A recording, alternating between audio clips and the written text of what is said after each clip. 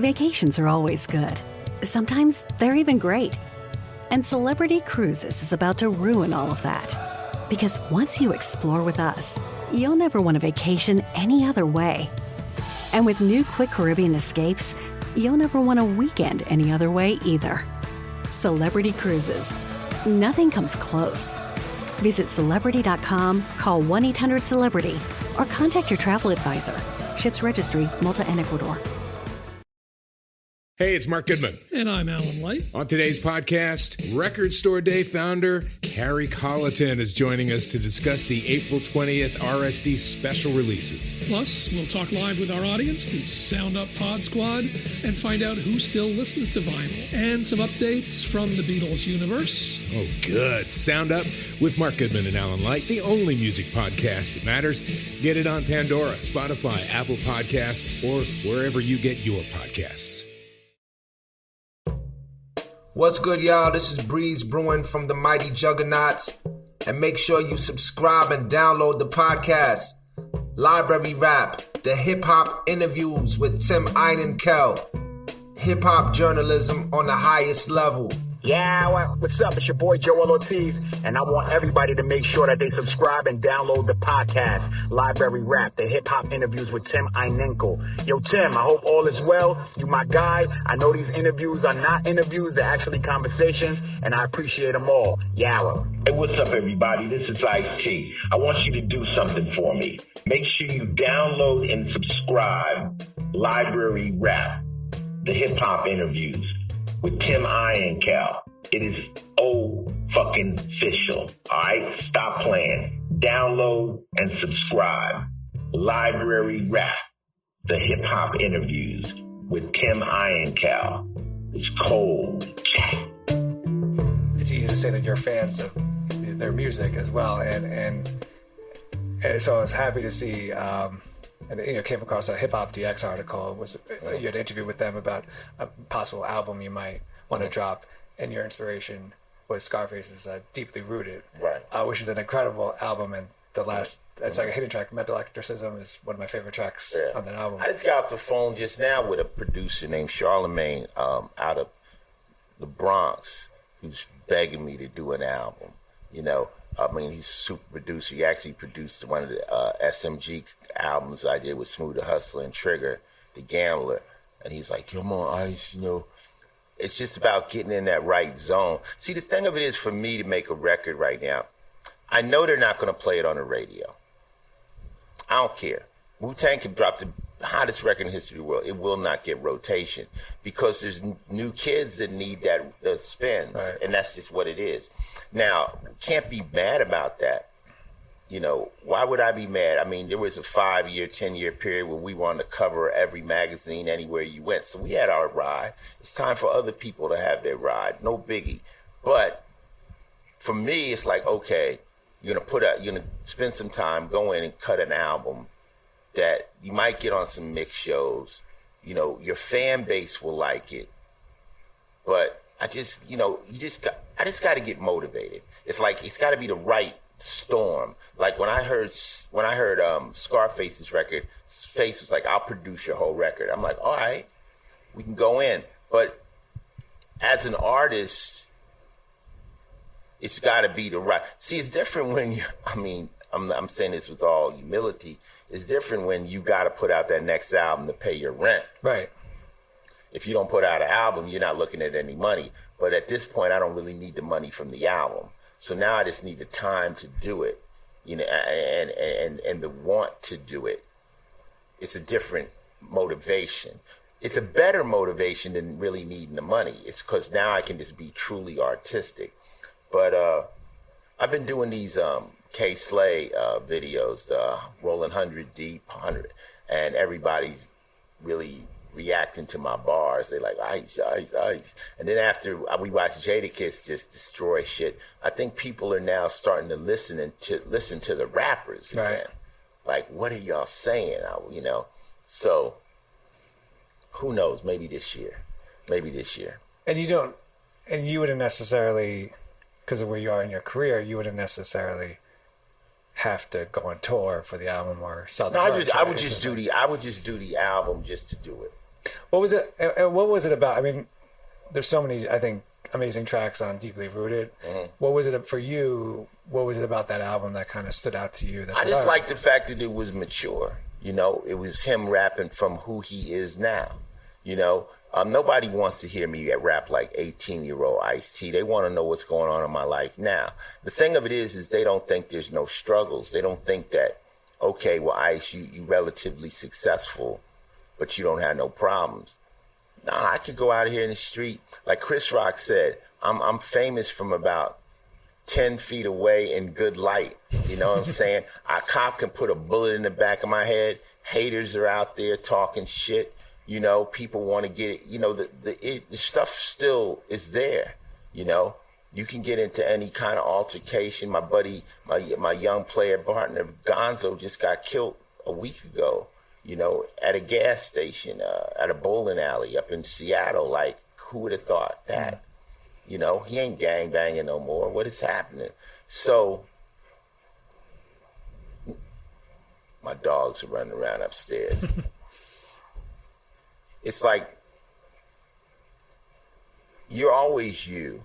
And you know, life situations might change, but some stay the same. You know, you can have family problems. You can have girl problems. Look at Dr. Dre going through a divorce. It's all kinds of shit. Right. So rapping as an adult and rapping from that perspective was very interesting to me. And this Scarface is just such a badass rapper.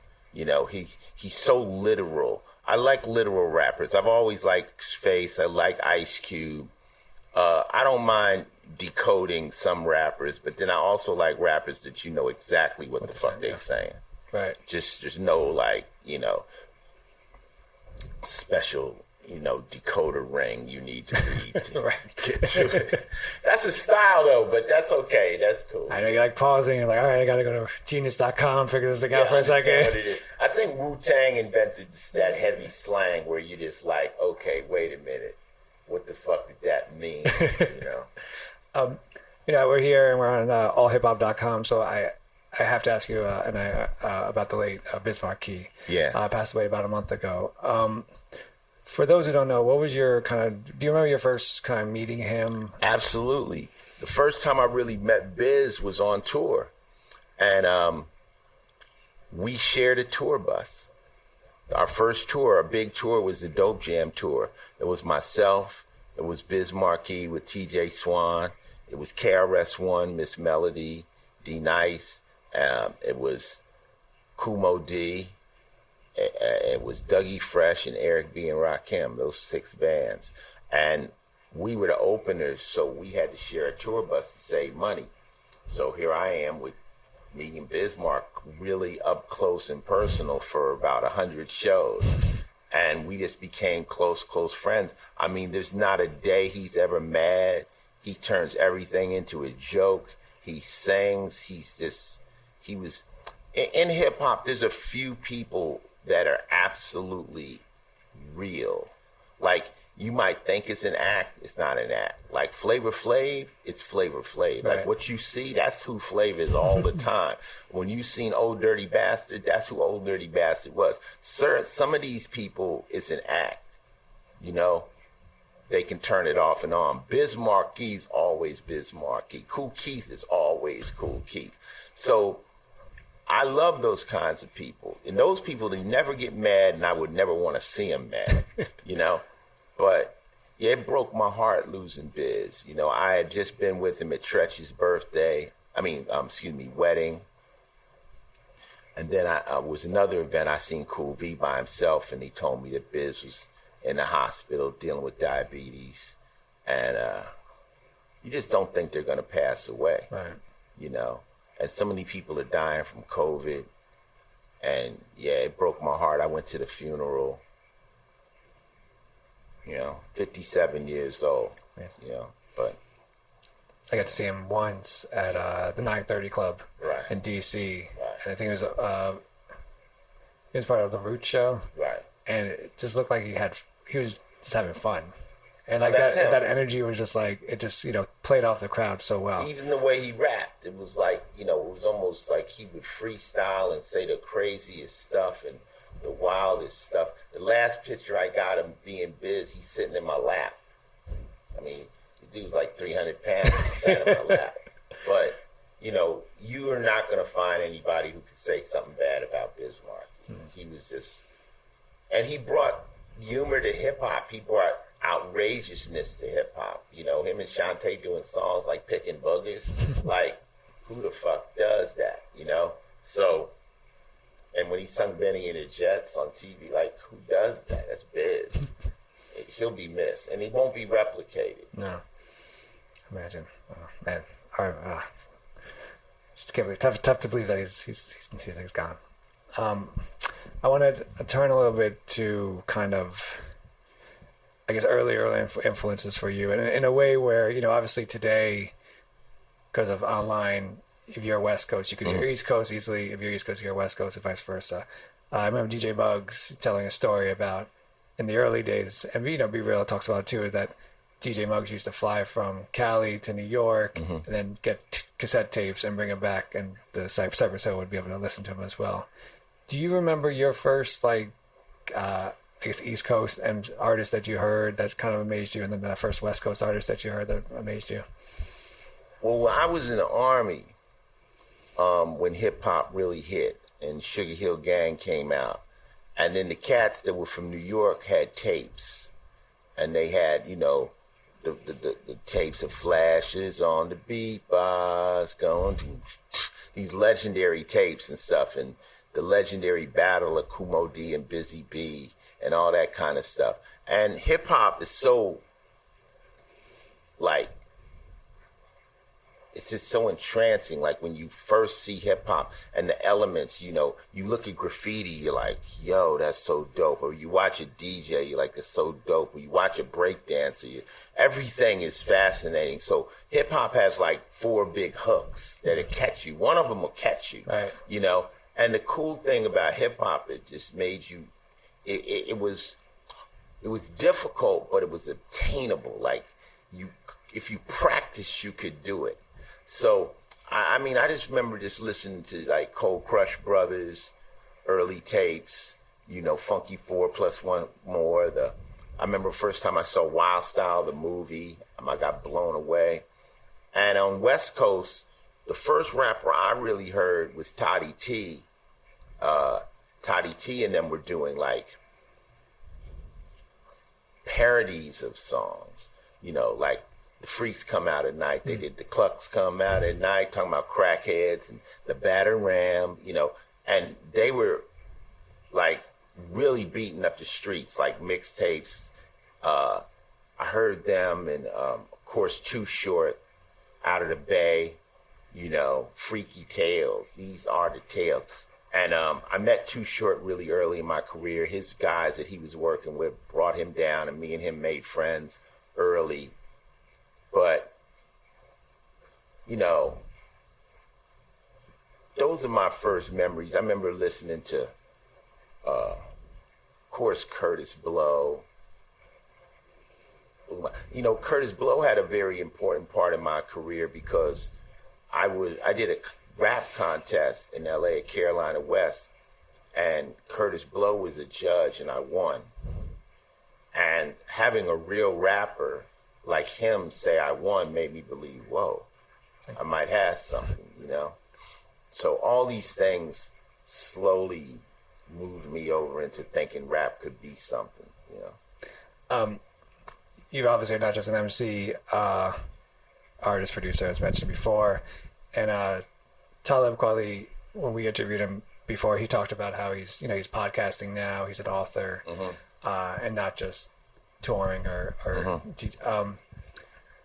and what he said was that what he learned from being able to be an author and a podcaster is that he doesn't have to tour till he's dead. He doesn't have to tour to continuously make money, and he's fortunate and he's very appreciative that he could do that. And you've also in the past have been and you're on Twitter as well, you're very open about how much money you make for a commercial, for exactly like that. If rap could pay you television money, would you drop TV and focus more on emceeing, or is it just like you're such the artist as an actor that you just continue to do that? Well, you know what? Honestly, it's a good question. But honestly, see, there's two types of money with rap. Right. One is what we call mailbox money, where you make the record and you sell a lot of records, a lot of royalties come in, and you just you get paid. The next one is you got to go out and gig. Mm-hmm. I don't mind gigging, but of course, I don't like doing it as much as I used to.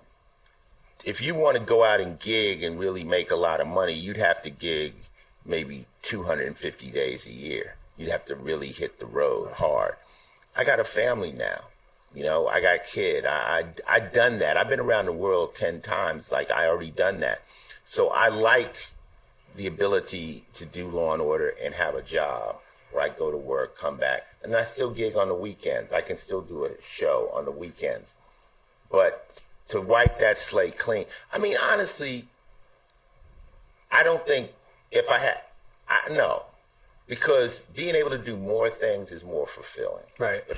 Even if rap paid me and all I could do is rap, then I would be a rapper that wanted to act. I would I wish I could act. So to be able to act, to be able to do rock, to be able to do rap, I'm living the dream. I get it all, you know. And acting, you start liking it. But what happens is with this, what happens, Tim, is you're unknown. You become known with rap, okay? You sell 1 million records, blah, blah, blah. Oh, guess what? Maybe he could be in this movie. That's how I got in New Jack City, not because I was an actor, it was because I had sold millions of records, and that opened that door. Well, shit. Now he's selling this. Now he's on 40 million TVs a week. Maybe he can sell some Tide, you know? And another door opens. And as these things evolve, people like, hey, why don't you become part of our hotel? Mm-hmm. Now they're using your fame to fund other things. And that's what happened with Jay-Z. That's why Puffy is doing Ciroc. Puffy's doing Ciroc because he was already famous, and his fame transcended into the liquor, which propelled him. So what it is that as you move up in music, as those doors open, don't turn them down. Right. Investigate them. You know, who would know that Mos Def would like acting? You know what I'm saying? But he's a great actor. So I tell the youngsters, I'm like, very few people will take hip hop for a ride like I've taken it for. But got to remember, I'm not really a rapper. Mm-hmm. I taught myself how to rap. You know, I'm a hustler. So when I taught myself how to rap, that opened some doors. And one of my boys told me, he said, maybe your entire rap career was your audition for film. That's dope. Good line. That was your audition to get into movies. And now look at Will Smith, you know.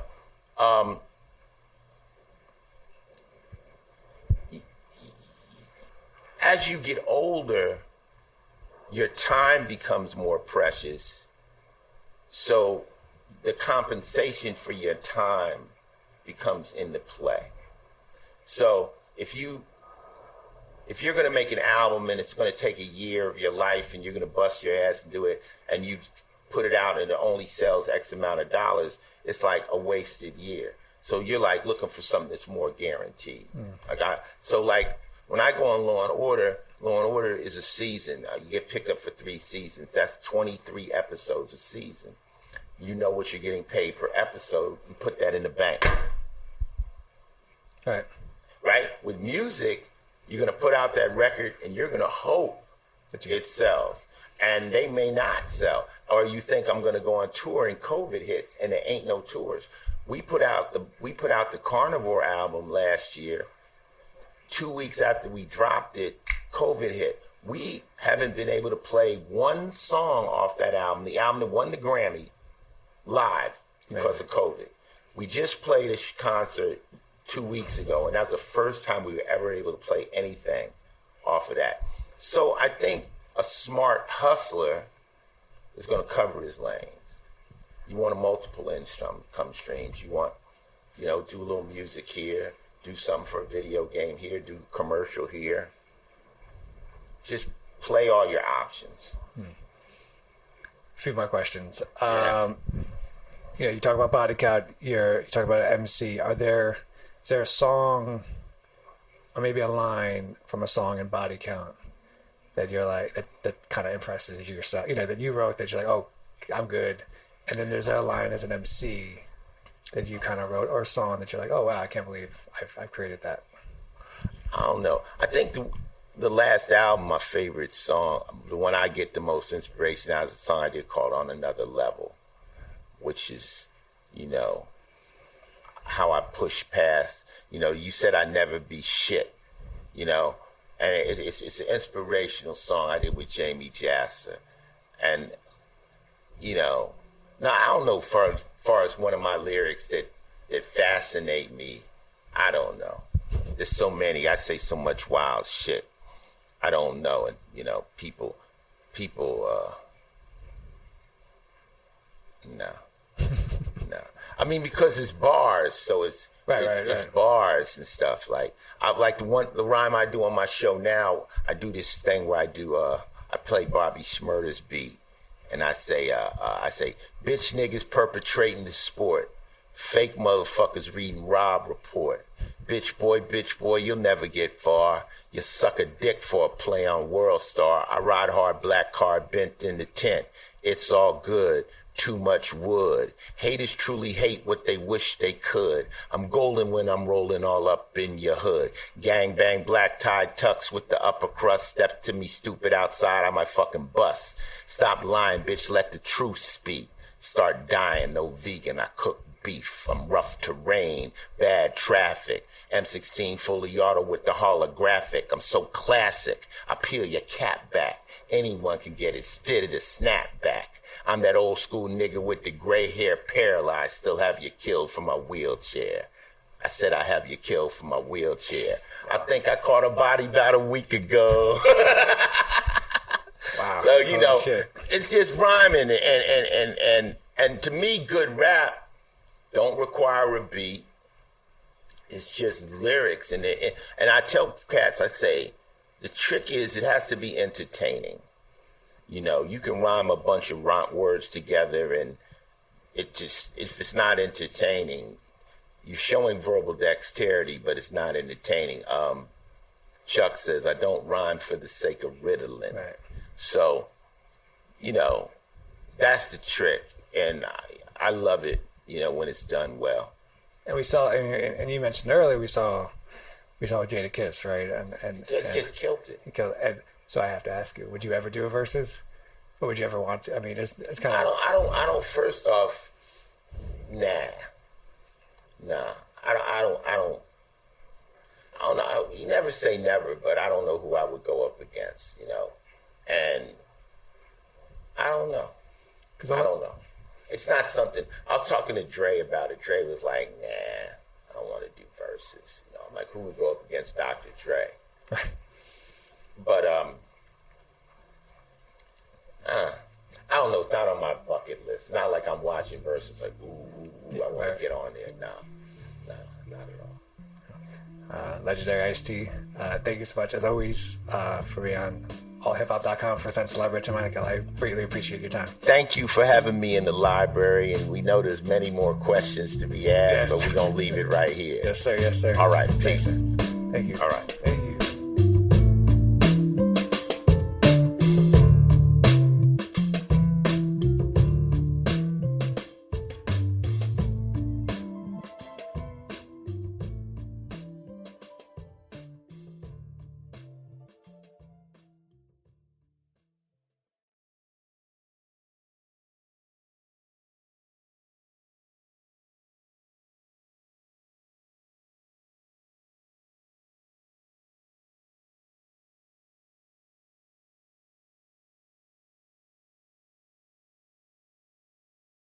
Hey, it's Mark Goodman. And I'm Alan Light. On today's podcast, Record Store Day founder Harry Colleton is joining us to discuss the April 20th RSD special releases. Plus, we'll talk live with our audience, the Sound Up Pod Squad, and find out who still listens to vinyl. And some updates from the Beatles universe. Oh, good. Sound Up with Mark Goodman and Alan Light, the only music podcast that matters.